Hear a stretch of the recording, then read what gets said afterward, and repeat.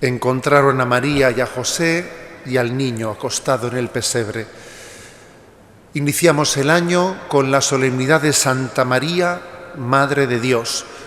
Comenzamos con una confesión fuerte de nuestra fe. Invocamos a María nada más y nada menos que como Madre de Dios. ¿Cuántas veces hemos repetido Ave Marías, hemos dicho Santa María, Madre de Dios? Y quizás no somos plenamente conscientes de la afirmación tan fuerte que estamos haciendo cuando llamamos a María Madre de Dios. Este título de María Madre de Dios es la clave de la Mariología. El resto de los dogmas marianos, el de la virginidad perpetua de María, el de la Asunción a los cielos, el de la Inmaculada, son consecuencias de esta afirmación central de María como Madre de Dios. Es esta profesión de fe de María, Madre de Dios, es clave para la Mariología y para la misma Cristología. Me vais a permitir que hoy haga una homilía un poco especial, haciendo un pequeño recorrido de la historia de la fe, de la historia del credo, para que nos demos cuenta de cómo hemos venido a invocar a María como Madre de Dios y que lo valoremos. En los primeros siglos, el pueblo de Dios, de una manera casi espontánea, comenzó ya a invocar a María como Madre de Dios.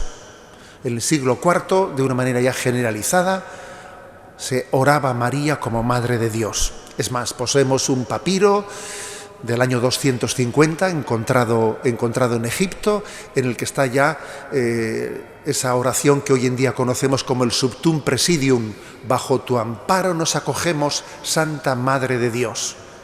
Y es ni más ni menos que del año 250. El pueblo de Dios, como tantas veces, fue por delante del propio magisterio de la Iglesia, y hablaba con María, la invocaba como Madre de Dios, pero era algo que no estaba todavía, digamos, reflexionado o explícitamente predicado por el magisterio de la Iglesia. Aconteció un 23 de diciembre, víspera de Nochebuena, del año 428, fijaros bien, 428, en Constantinopla. Estaba allí en la catedral de Constantinopla, en Sofía. Estaba predicando un predicador que se llamaba Proclo, y estaba escuchando la predicación el patriarca, que era Nestorio. Y este tal Proclo, que por cierto fue el sucesor como patriarca, este predicador, al terminar su predicación, terminó invocando a María como Madre de Dios. Pero aquello molestó al patriarca, que estaba escuchando aquel sermón, y al terminar se subió, tomó la palabra y llamó la atención con respecto a lo que había predicado aquel predicador Proclo, y dijo que eso no le parecía correcto, que aunque el pueblo dijese Santa María, Madre de Dios, así no se podía hablar. Entonces aquel patriarca dijo que no, que eso no es correcto, decir que María sea Madre de Dios. Hay que decir que María es Madre de la humanidad, es como Madre del templo, pero no es Madre del Dios que está dentro del templo. Así lo explicó él. María es Madre del templo, pero el que está dentro del templo, que es Dios, María no es Madre de él, y no debemos de utilizar ese término. Allí se armó un gran revuelo. En aquella catedral se armó un gran revuelo, algunos empezaron a hablar en voz alta, y hubo un abogado de Constantinopla que se llamaba Eusebio, que debía ser todo un personaje, que él desde el sitio en el que estaba se puso de pie y dio un grito diciendo: el Verbo Eterno por segunda vez nació de la Virgen María. Bueno, aquello se convirtió en una gran controversia en una parte muy importante de la cristiandad. Y entonces, pues una parte de la Iglesia consideró que este patriarca de Constantinopla, que se llamaba Nestorio, era contrario a la fe católica, a lo que él predicaba, que era un hereje, y comenzaron a vaciarse las celebraciones en las que él presidía. Incluso hasta los católicos, los cristianos de Constantinopla decían: tenemos un emperador, pero no tenemos obispo, porque querían que su obispo proclamase y defendiese a María como Madre de Dios. Como digo, se organizó una gran controversia y San Cirilo de Alejandría fue el obispo elegido por Dios para proclamar y defender la conveniencia de llamarle a María Madre de Dios. Él explicó cómo ser madre se refiere a ser madre de una persona, no se es madre únicamente de un cuerpo, se es madre de la persona. Y por ejemplo, pues un ejemplo interesante, y es que cuando decimos que los padres o la paternidad humana o la maternidad humana, obviamente, cuando decimos que somos padres o madres de un hijo, somos conscientes de que hemos engendrado su cuerpo, pero no su alma. El alma ha sido creada e infundida por Dios. Pero a nadie se le ocurre decir, yo soy padre del cuerpo de mi hijo. No, soy padre de mi hijo, aunque su alma ha sido infundida por Dios, ¿no? Y entonces San Cirilo de Alejandría insistió, en Jesús no hay dos sujetos, no hay dos personas, y una de ellas tiene por madre a María, y la parte divina de Jesús no le tiene a María por madre. Eso no es correcto. Decía, en Jesús hay una única persona que sin dejar de ser Dios ha tomado la condición humana, y María, por la encarnación, se ha hecho madre de esa única persona. Obviamente, antes de venir al mundo, el Verbo no tenía por madre a María, pero desde que se ha hecho hombre, desde que se ha encarnado, el Dios hecho hombre, todo él tiene a María por madre.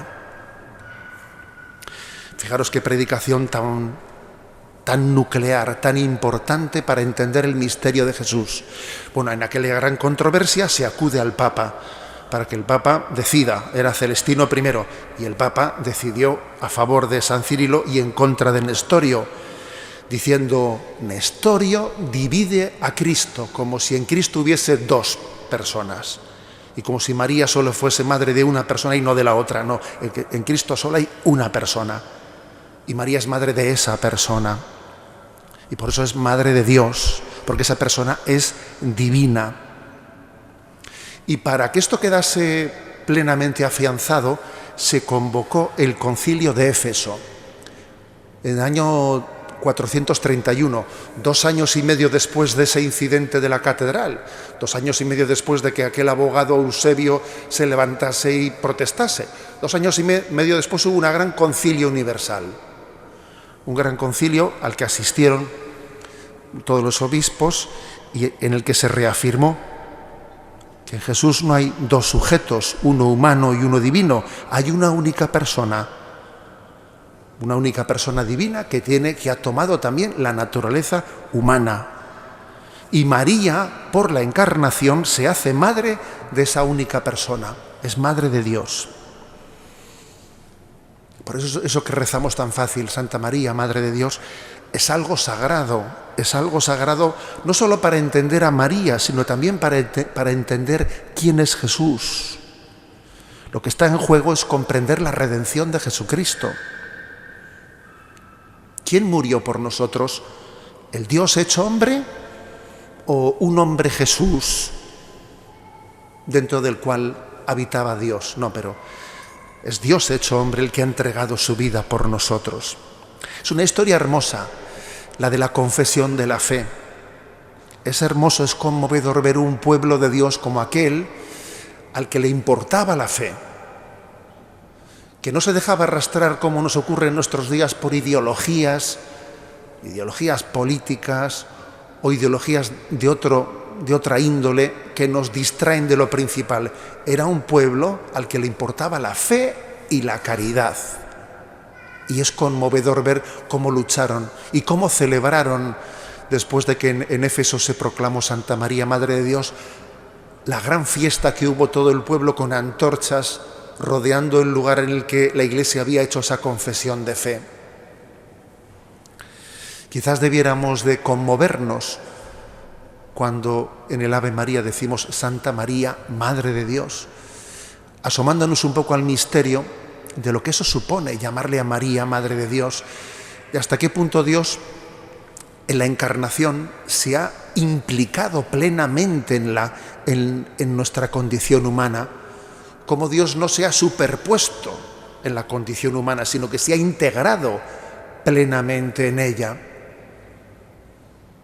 María, Madre de Dios, te pedimos que nos ayudes a entender el misterio de Jesús.